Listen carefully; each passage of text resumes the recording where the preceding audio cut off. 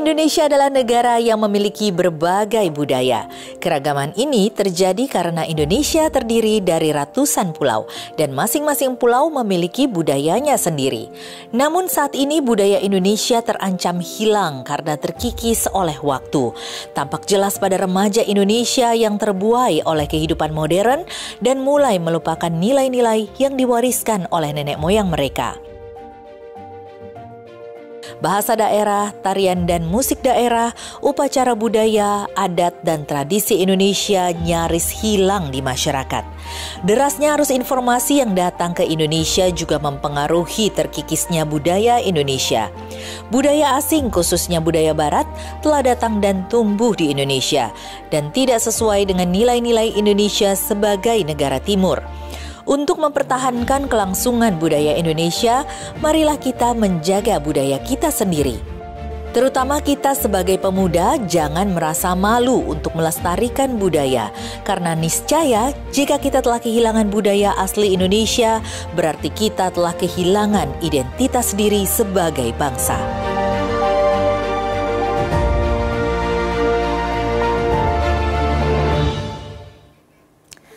Hai pemirsa Nusantara TV, kembali di program Perempuan Kita.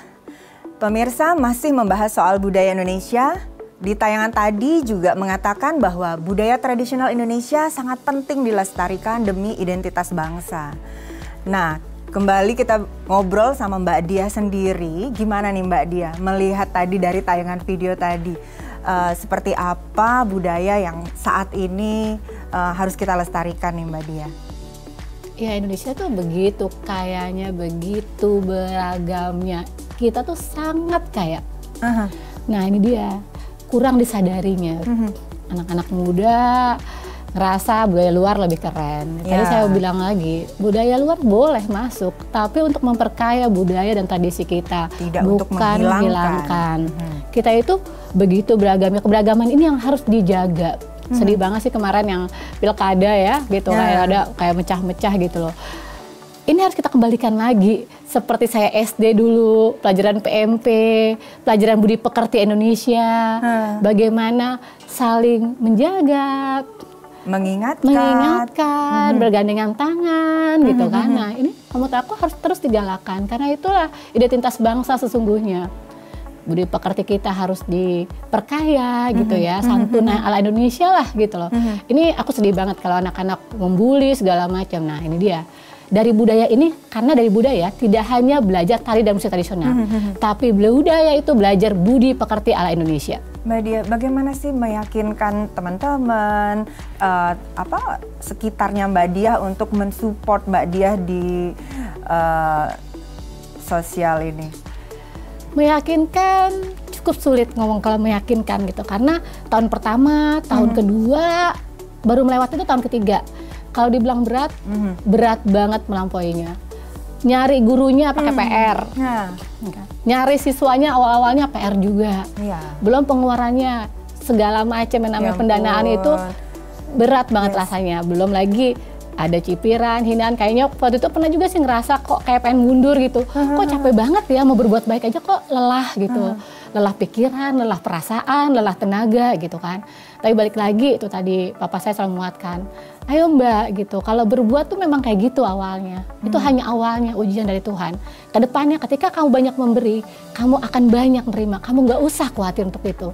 Nah waktu itu saya pikir oke. Saya maju lagi, pokoknya setiap ada mundur, papa saya akan ngedorong gitu kan. Belum lagi, itu tadi aku bilang yang omongan itu lebih, kalau dipikirin tuh netizen kan tahu sendiri ya, aduh capek gitu dengarnya. Dan tapi itu dari informasi dari teman-teman media juga, ngeliput kita, ngasih hal-hal positif, anak-anak didik kita makin banyak, terus udah tadi ucapan terima kasih orang tuanya, terima kasih Kak Dia udah pentas di sini, makasih ya Kak Dia, anak saya nggak pernah masuk hotel jadi masuk hotel karena Kak Dia. Terima kasih Kak Dia, anak saya juara. Terima kasih Kak Dia. Itu yang menguatkan saya.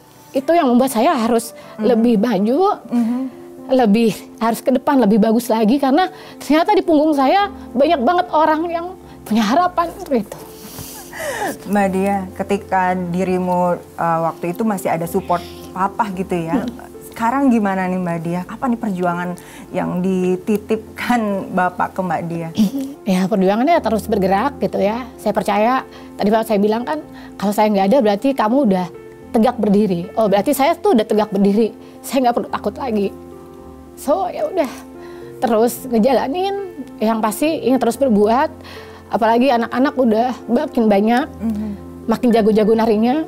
Terus banyak juga anak didik yang udah jadi guru di BBI juga, udah pentas ke luar negeri. Buat saya itu udah pencapaian di 6 tahun saya yang udah. Dan Bapak pasti bangga melihat dirimu saat ini, Mbak Dia.